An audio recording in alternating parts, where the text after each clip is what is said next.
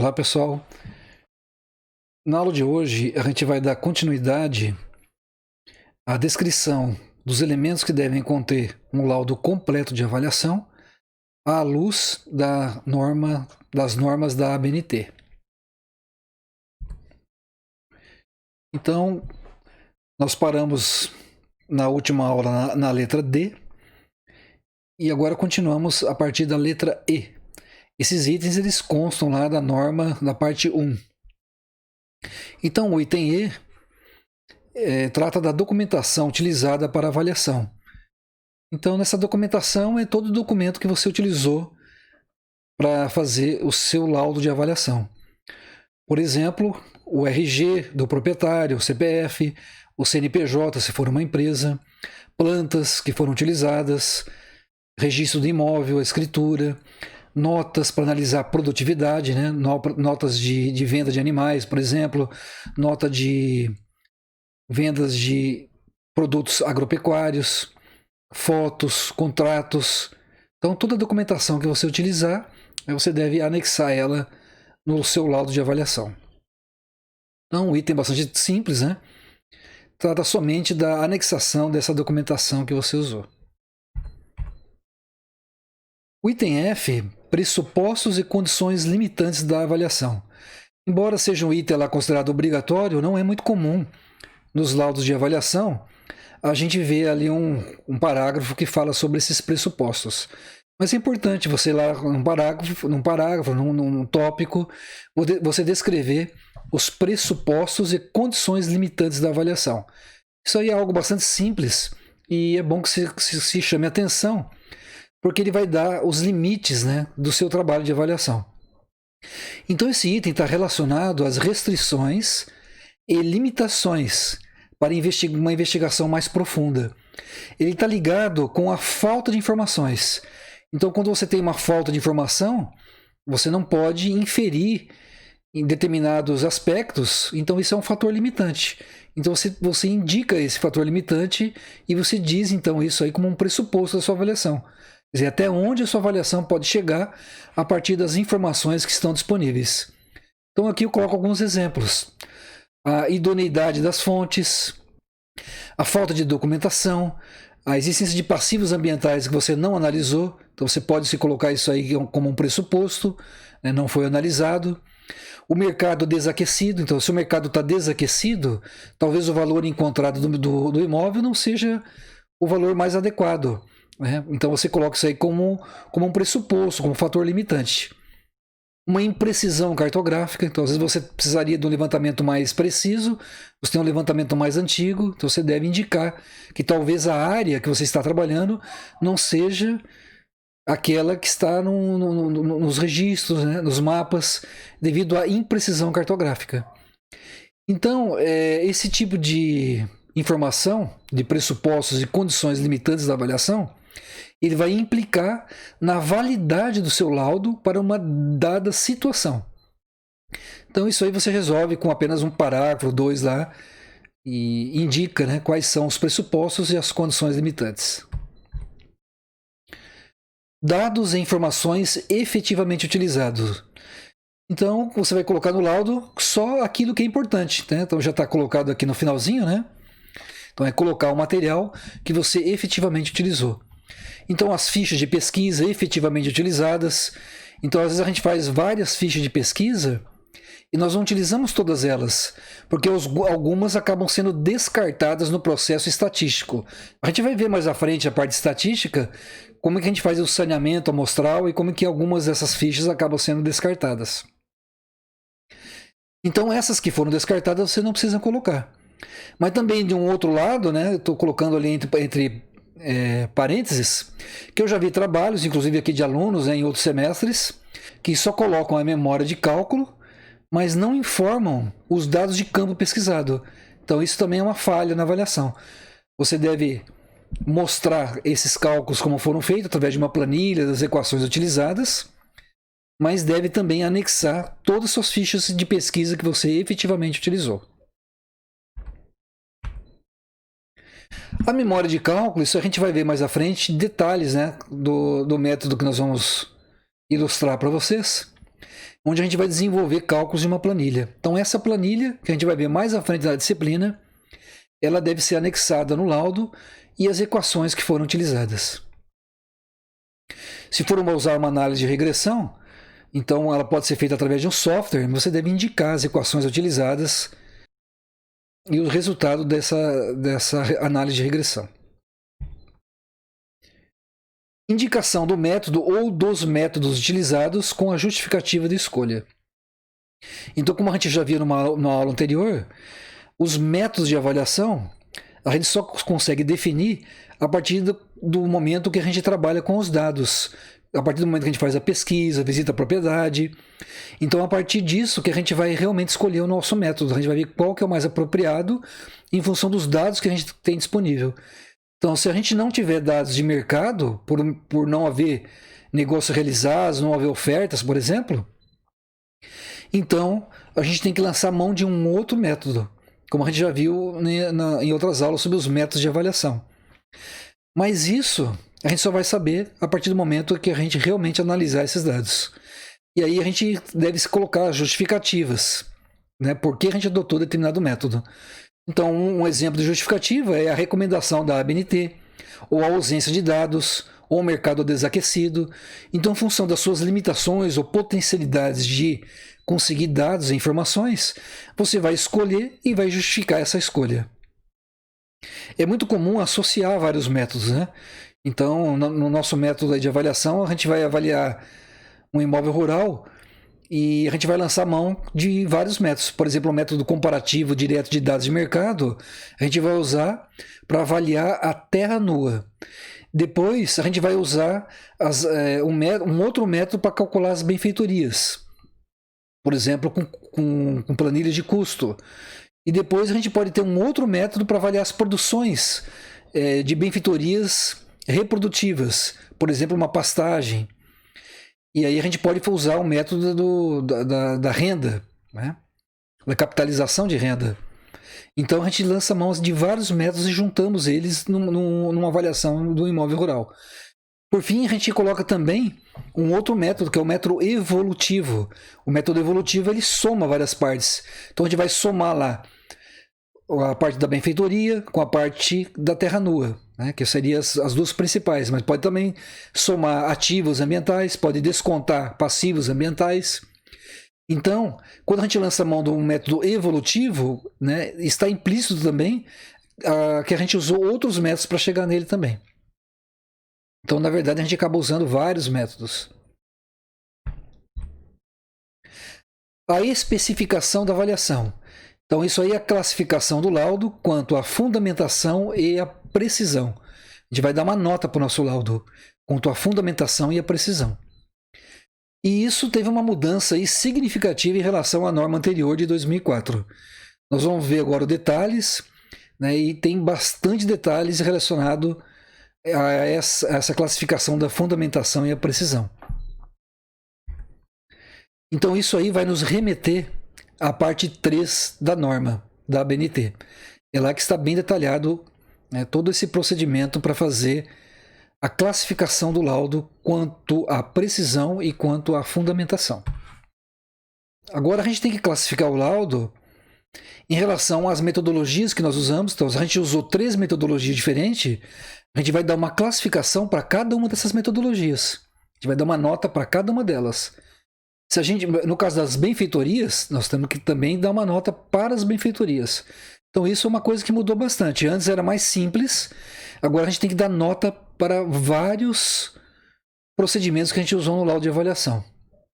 Então, nessa tabela aqui, a gente tem o grau de fundamentação para avaliação de benfeitoria. Então isso aqui não existia antes. Só em relação às benfeitorias, a gente tem que dar então uma nota quanto à fundamentação, né, o grau de fundamentação. Então, o item 1 é a estimativa de valor ou custo de benfeitorias reprodutivas. As benfeitorias reprodutivas são as pastagens, né, a parte da fruticultura, por exemplo, um reflorestamento. Então, isso aí são benfeitorias reprodutivas. Então, a gente pode usar. Então, estamos aqui, ó, 3 graus, O grau 3 é o melhor, depois seguido do grau 2 e o grau 1. Para atingir o grau 3, em relação à estimativa do valor ou custo da benfeitoria, você pode usar o método da capitalização de renda e ele tem que ser classificado lá no grau 3. Né? Aí você enquadra aqui também como 3. Nós vamos ver mais à frente uma tabela da classificação, da fundamentação quanto ao método da capitalização. Então a gente tem que se reportar aquela tabela para trazer para cá também. Se a gente usar o método da capitalização, que é muito utilizado, o método da capitalização de renda. Quer dizer, é a renda que aquela produção vai te dar e você vai trazer isso aí para um valor presente. Por exemplo, cana-de-açúcar. Vamos supor que a cana-de-açúcar vai render ainda 5 anos.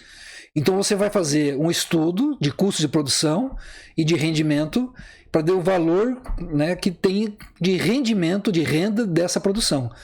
E essa renda vai durar aí por 5 anos, por exemplo. Você vai trazer esse valor todo desses 5 anos para um valor presente. Então esse seria o método da capitalização de renda.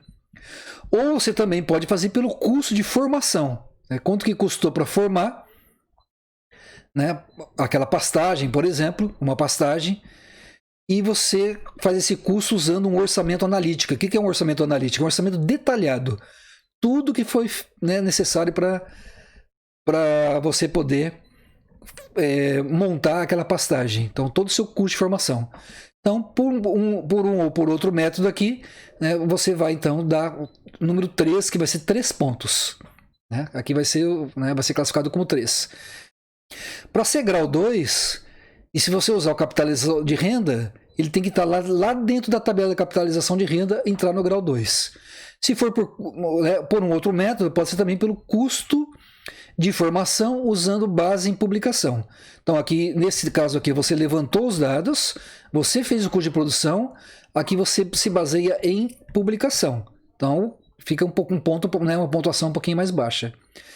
E por final aqui, né, a estimativa das benfeitorias reprodutivas, no caso do grau 1, e se você usar a capitalização de renda, se ele ficou lá no capitalização de renda como grau 1, aqui também será grau 1. Ou por custo por formação, né, o custo, né, dessa formação fornecido por terceiros. Então, se você tem informação lá de terceiro, você não pegou nem de publicação e não pegou nem de um orçamento analítico que você construiu ele passo a passo, então, nesse caso, né, você vai ter um valorzinho um pouquinho menor.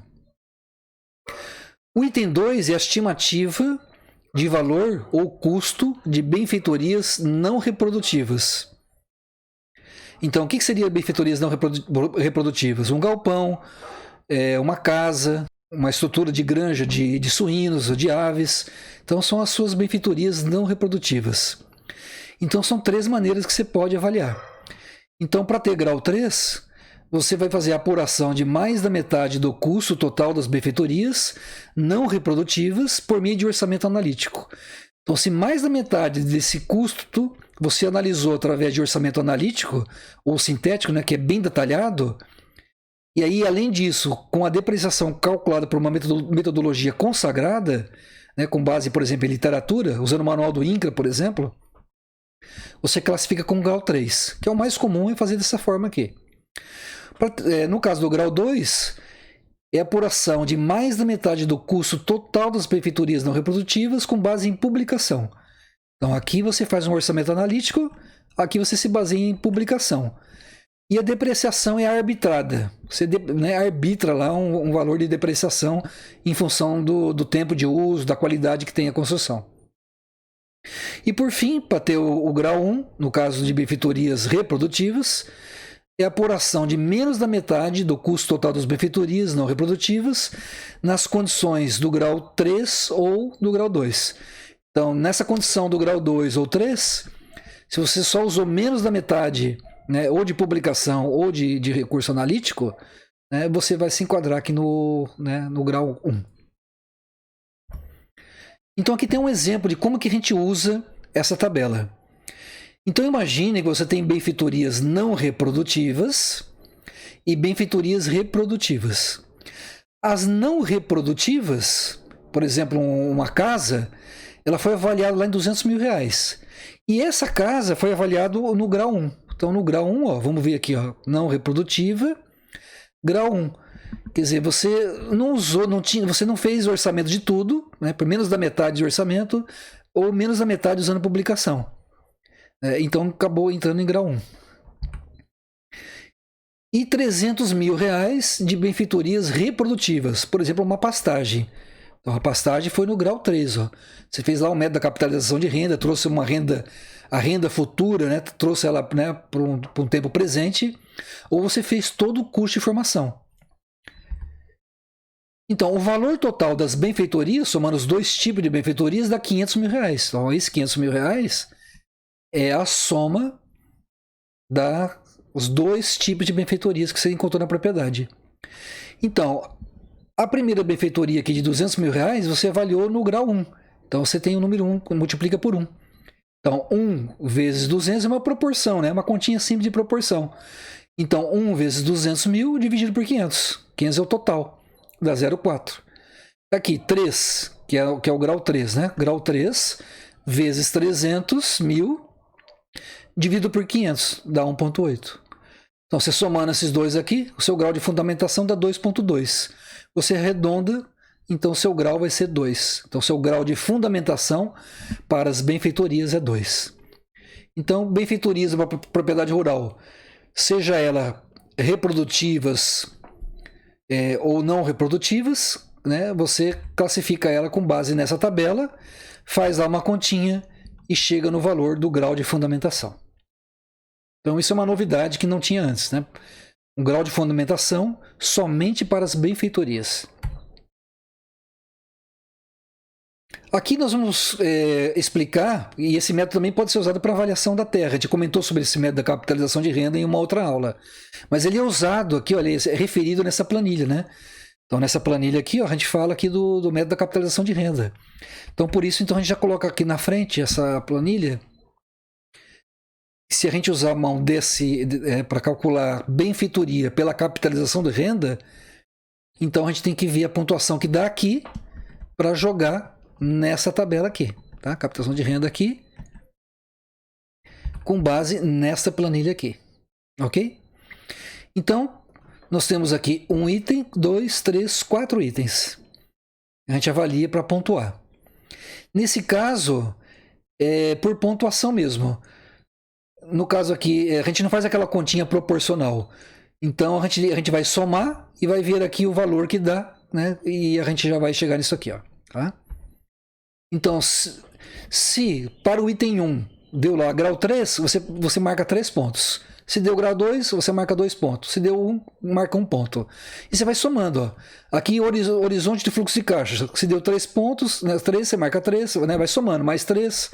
Né? Aqui também, ó, mais 3, ou mais 2, né, ou mais 1. Então, você vai somando, e a soma que der, usando essa tabela, você vai vir aqui, ó.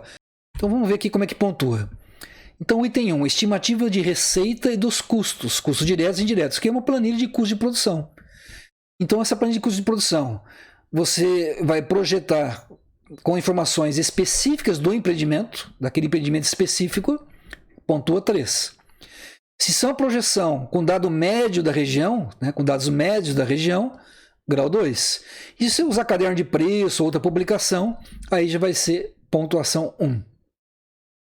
O mais comum é usar aqui, né, projeções realizadas com informações específicas do empreendimento. Né? Você levanta o custo do seu empreendimento. Fluxo de caixa, né? Então é de renda, né? O fluxo de caixa. Esse fluxo de caixa, esse horizonte de fluxo de caixa, né? Por exemplo, uma cana-de-açúcar, né? Qual que é o horizonte desse fluxo de caixa? Né? Quantos anos ainda vai dar de produção? Então, se for fundamentado em informações do empreendimento, 3. Se for dados da região, 2. Se for arbitrado, 1. Taxa de desconto, né? Então, se você, né, fizer algum tipo de desconto, né, do seu rendimento, né, essas taxas de desconto, se for fundamentadas com dados obtidos no mercado, é 3. Se for só justificado, é 2. Se for arbitrado, é 1. E análise de risco. Se você faz uma análise de risco fundamentado, é 3. Se você dá um risco somente justificado, é 2. Se você for dar um arbitra lá, um risco, sei lá, 5% de risco, né, arbitrado, então aí é 1. Aí você vai somar tudo isso e vai chegar então nessa tabelinha aqui, para classificar os graus quanto à fundamentação para o método da capitalização de renda.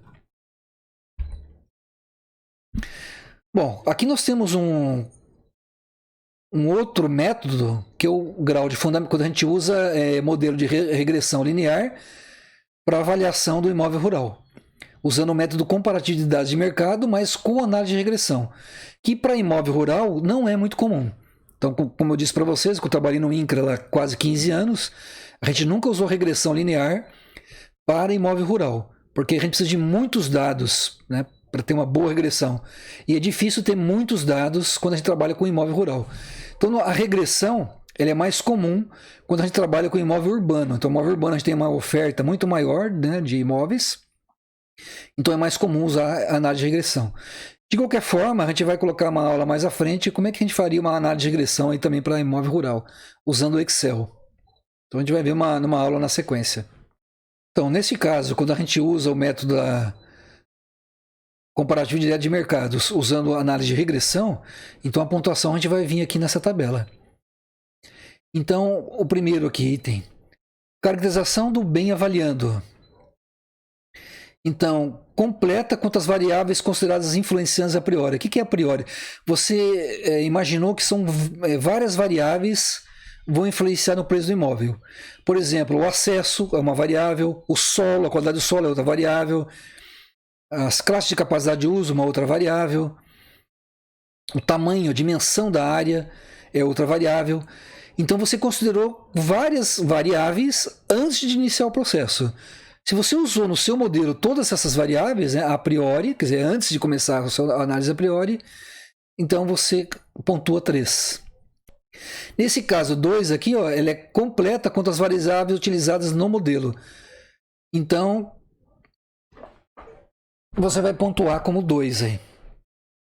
Então, você pensou lá várias variáveis, mas você não usou todas elas, né? Você usou algumas no modelo. Então, essa dentro do modelo, né, você pontuou como 2. E se você adotar uma situação paradigma, né, que é um imóvel hipotético, lá, uma situação paradigma, aí já pontua 1. A quantidade mínima de dados, item 2.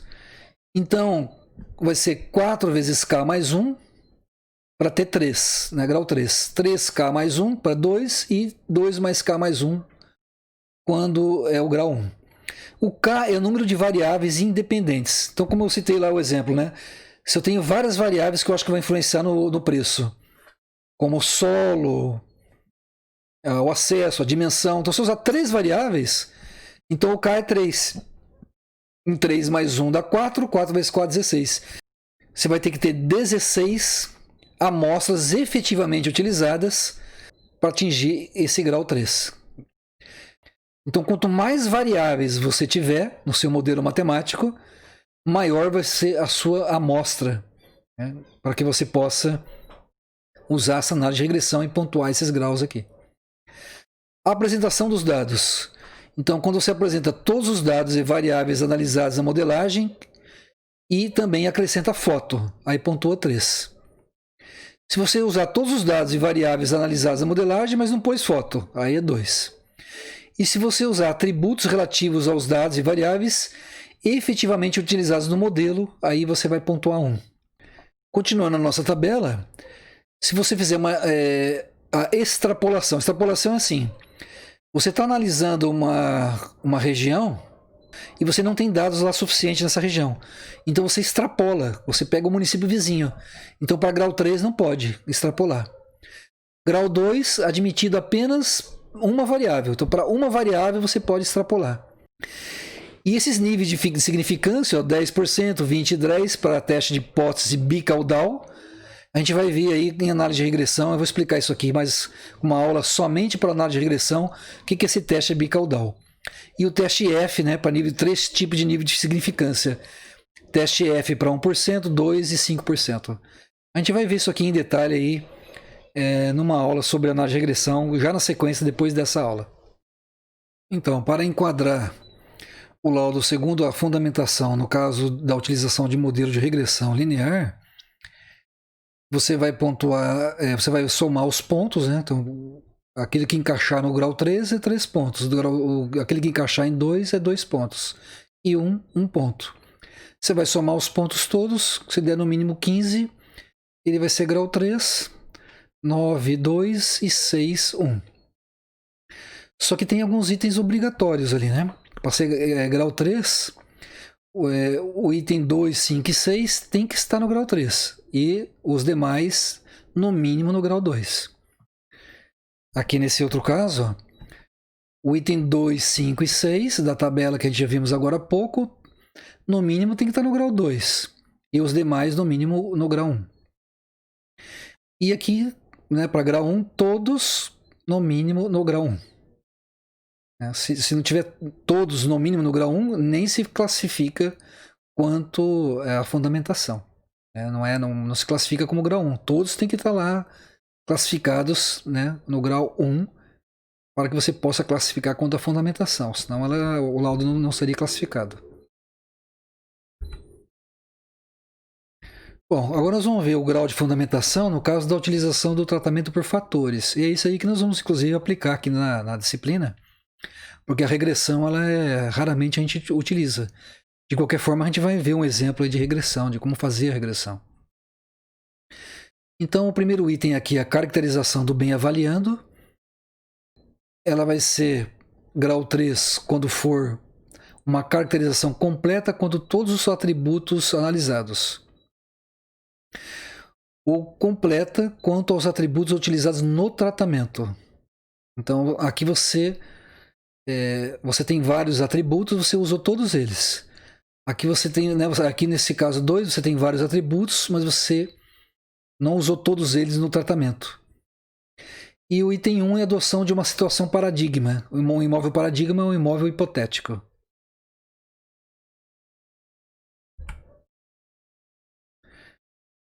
A quantidade mínima de dados efetivamente utilizado. Você tem que usar no mínimo 8 dados para ser 3, 6 para 2 e 4 para 1. Então, no mínimo 4 dados para fazer uma avaliação e classificar como fundamentação 1.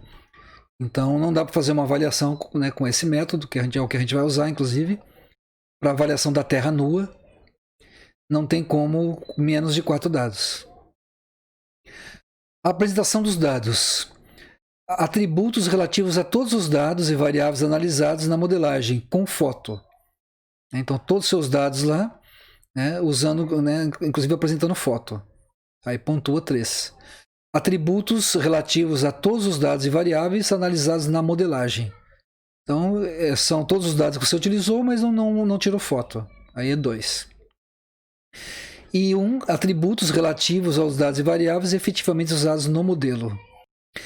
A origem dos fatores de homogeneização.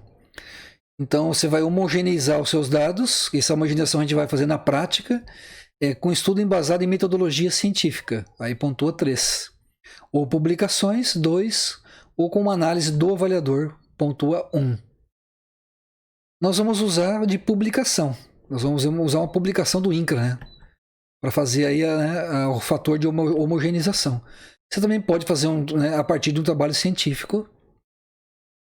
E aí você vai, né, ter uma pontuação melhor. Intervalo admissível de ajuste para o conjunto de fatores. Então, isso aqui seria...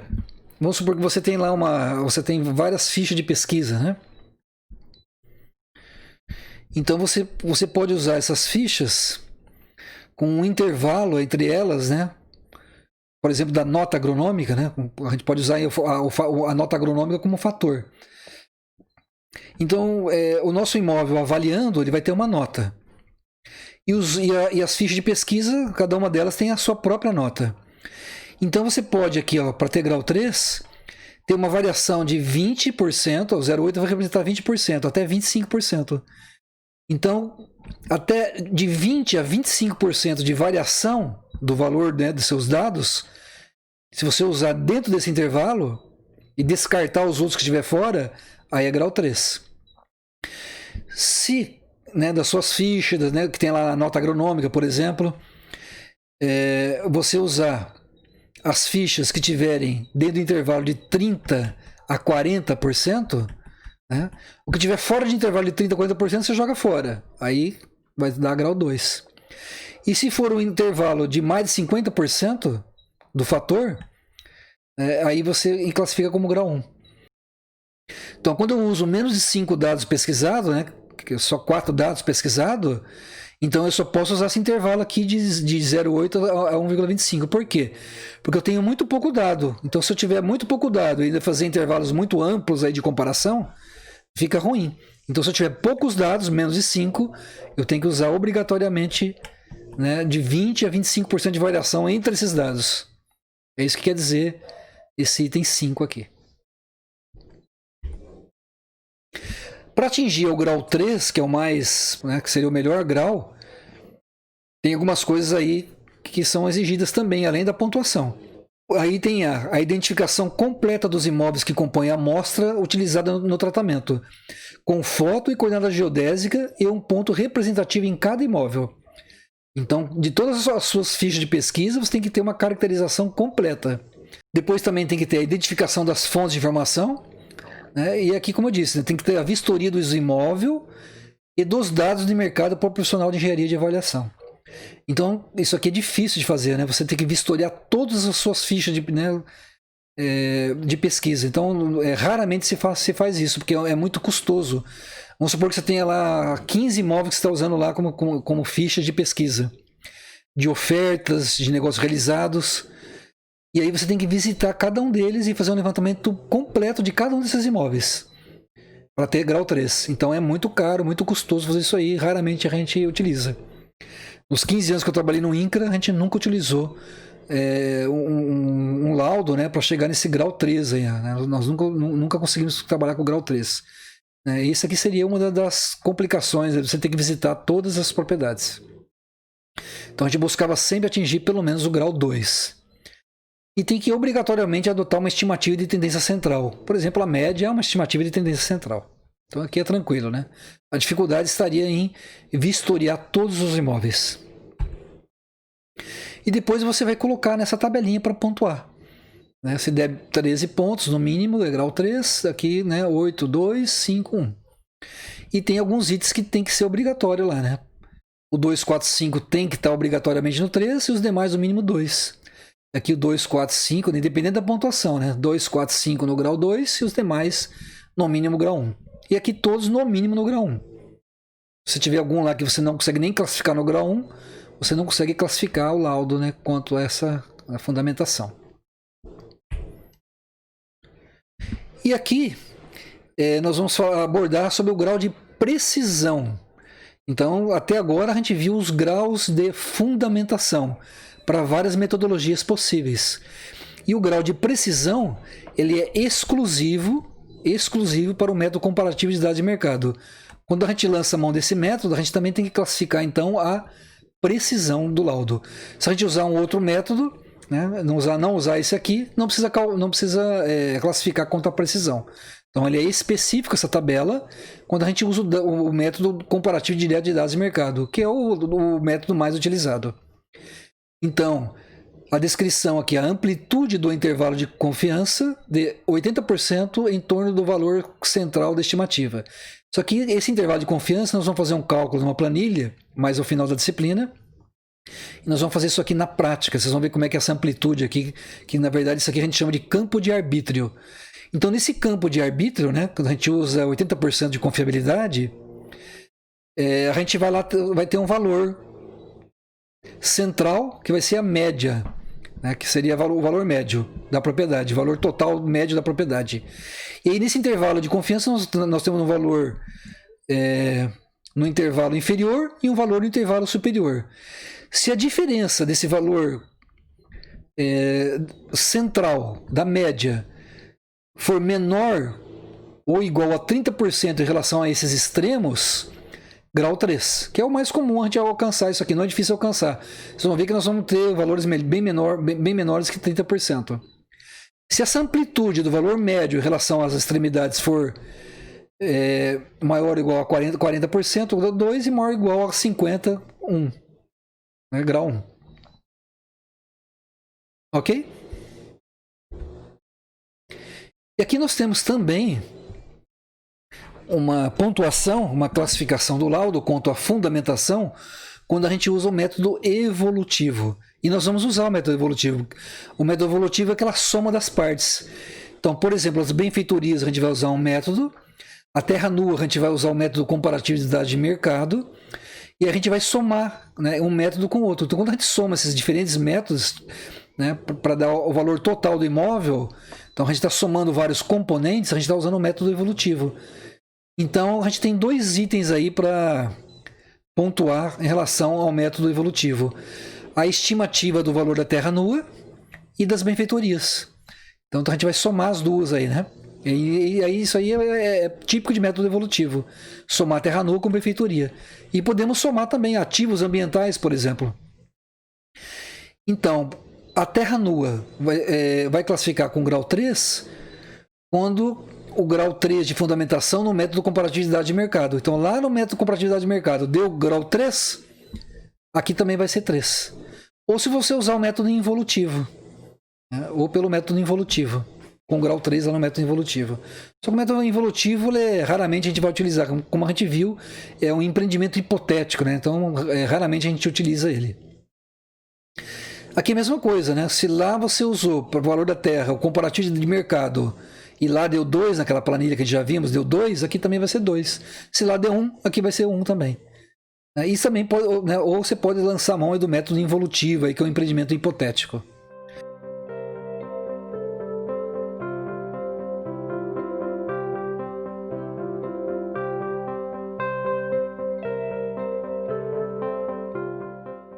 No caso de avaliação de benfeitoria, vai ser grau 3 de fundamentação na avaliação das benfeitorias, ou no caso da inexistência de benfeitorias. Grau 2 de fundamentação na avaliação de benfeitorias. Então, se lá na avaliação da benfeitoria, da tabelinha, deu grau 2, aqui é 2. Se lá deu 1, aqui também é 1. Né? Ou no caso aqui, ó, se é inexistente, né, não tem benfeitorias, é grau 3. Se na tabelinha lá deu 3, aqui também é 3. Se não tem, a gente põe 3 também para benfeitoria. Então aqui está dizendo que admite-se a retirada prévia do valor do custo das benfeitorias dos imóveis que compõem a amostra para efeito da aplicação do método comparativo direto de mercados. Então isso aqui é o que a gente faz comumente, né? A gente vai ver isso aí depois de uma planilha, a gente vai tirar as benfeitorias para calcular somente a terra nua, para a gente diminuir a complexidade do nosso modelo matemático. Mas isso a gente vai ver depois na prática. Bom, aqui tem uma observação, que é a letra D, que veio logo na sequência dessa planilha aqui, ó, do grau de fundamentação, quanto ao método evolutivo, que nós vamos ler aqui para vocês. Ó. Quanto à terra nua, ou as benfeitorias isoladamente representam menos de 15% do valor total do imóvel, então a gente, né, dá 2 pontos para esse item, independente do grau atingido em sua avaliação. Então você tem lá uma benfeitoria que só representa 15% do valor do imóvel, você dá 2 pontos lá para a benfeitoria. A pontuação mínima aqui, né, mínimo de 6 pontos dá grau 3, mínimo de 4, 2, mínimo de 2 dá 1. E aqui os itens obrigatórios, assim como as outras normas. O item K trata do resultado da avaliação e sua data referência. Então, bem simples, aqui você vai colocar o valor total do imóvel e o campo de arbítrio, que é aquele intervalo de confiança, e a data da avaliação. Então, um item bastante simples aí. É a conclusão praticamente do seu laudo. Depois, o item I, a qualificação legal completa, com a assinatura do responsável ou responsáveis, né, pela avaliação. Então, você põe lá seu nome, a sua formação, o CREA, né, a numeração do CREA, e também anexa aí a anotação de responsabilidade técnica. O item K, local e data da elaboração do laudo. E o item M, que é o último item, com isso aí a gente fecha aí todos os itens que devem compor um laudo completo de avaliação, são outros requisitos previstos na norma. E isso aí, né, nessas duas aulas que a gente apresentou, já foram contemplados. A gente acresceu vários aspectos da parte 3. E a gente foi complementando. Então, tudo que está previsto na norma aí, do que é essencial que tenha um laudo completo de avaliação, ele foi contemplado nessas duas aulas.